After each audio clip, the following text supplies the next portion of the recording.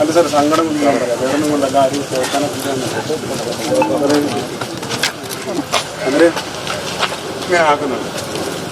ഇങ്ങനെ ആക്കി സൈക്കിള് ഈ സൈഡിലാണ് ഇങ്ങനെ ആക്കുന്നത്. അന്നേരം ഞാൻ പറഞ്ഞു നേരം കിടക്കിയല്ലേ ഹോസ്പിറ്റലാക്കാം, എല്ലാ ഹോസ്പിറ്റലാക്കാം ഞാൻ പറഞ്ഞു 108 ആംബുലൻസ് വരുന്നുണ്ട്. പിന്നെ പിന്നെ എന്തായാലും കിടന്നില്ല.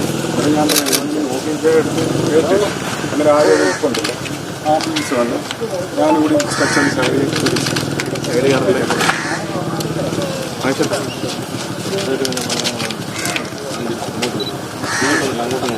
അല്ല അന്നേരം ഇവിടെ കിടക്കിയ ആൾക്കാരെല്ലാം ഞാൻ അങ്ങോട്ടാണ് പോയി. ഇത്രയും അല്ല സാർ, സങ്കടം വേറൊന്നും കൊണ്ടല്ല, ആരും കേൾക്കാനൊക്കെ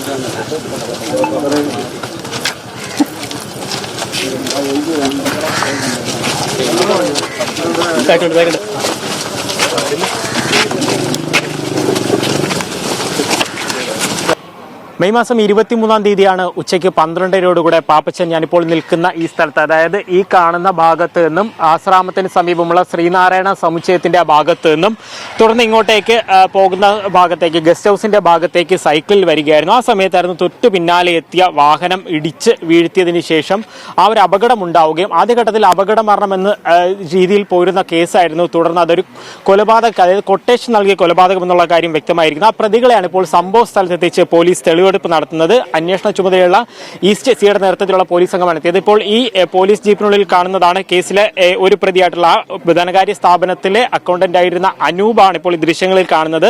ഈ കേസിൽ, അതായത് ഈ പാപ്പച്ചനെ കാണിച്ചു കൊടുക്കുന്നതിന് വേണ്ടി മുന്നമേ ഒരു പൈലറ്റ് പോലെ ആ ഒരു വാഹനത്തിൽ വന്നത് അനൂപ് എന്നുള്ളതാണ് ഇപ്പോൾ പോലീസിന്റെ ഒരു നിഗമനത്തിലെത്തിയിരിക്കുന്നത്. അത്തരത്തിലാണ് ഈ സ്ഥലത്തെത്തിയ കാര്യങ്ങളെല്ലാം കാണിച്ചുകൊണ്ട് ഒരു തെളിവെടുപ്പ് നടത്തുന്നത്. അതോടൊപ്പം തന്നെ ഈ കേസിലെ ഒന്നാം പ്രതിയായിട്ടുള്ള അനിമോനെയും അതോടൊപ്പം തന്നെ രണ്ടാം പ്രതിയായിട്ടുള്ള മാഹിനെയും ഈ സ്ഥലത്ത് എത്തിച്ചിട്ടുണ്ട്. കാര്യം അനിമോനാണ് ആ ഒരു റെന്റിനെടുത്ത ഒരു വാഹനം ആ കാറിൽ വരികയും അവിടെ ആ അപകടം വരുത്തി തീർക്കുകയും ചെയ്തത്. ഒപ്പം തന്നെ അവിടെ ആശുപത്രിയിലേക്ക് കൊണ്ടുപോകുന്നത് വൈകിപ്പിച്ചത് മാഹിൻ എന്നുള്ളതാണ് ഇപ്പോൾ പോലീസിന്റെ ഒരു കണ്ടെത്തലായിരിക്കുന്നത്. അത് തന്നെയാണ് പ്രതികളും പോലീസിനോട് പറഞ്ഞിരിക്കുന്നത്. ഞാൻ ഇപ്പോൾ നിൽക്കുന്ന ഏകദേശം ഈ ഒരു ഭാഗത്ത് വെച്ചാണ് അന്ന് ഈ വശം ചേർന്നുകൊണ്ട് ഇത്തരത്തിൽ പോകുന്ന സമയത്ത്, പാപ്പച്ചൻ പോകുന്ന സമയത്താണ് പിന്നാലെ വന്ന് ആ കാർ ഇടിച്ച് ഇവിടെ വീഴ്ത്തുകയും തുടർന്ന് നിർത്താതെ ഈ ഭാഗത്തേക്ക്, അതായത് ഗസ്റ്റ് ഹൗസിന്റെ ഭാഗത്തേക്ക് കൂടെ വാഹനം ഓടിച്ചു പോയി എന്നുള്ളതാണ് പോലീസിന്റെ കണ്ടെത്തലെ എത്തിയിരിക്കുന്നത്. അതിനുശേഷം വളരെ വൈകിയാണ് ആശുപത്രിയിലേക്ക് ഉൾപ്പെടെ മാറ്റാൻ സാധിച്ചത്. പോലീസ് നേരത്തെ പറഞ്ഞതുപോലെ തന്നെ ഈ ധനകാര്യ സ്ഥാപനത്തിൽ വലിയ രീതിയിലൊരു നിക്ഷേപം ഉണ്ടായിരുന്നു. അത് തട്ടിയെടുക്കുന്നതിന് വേണ്ടി അവിടുത്തെ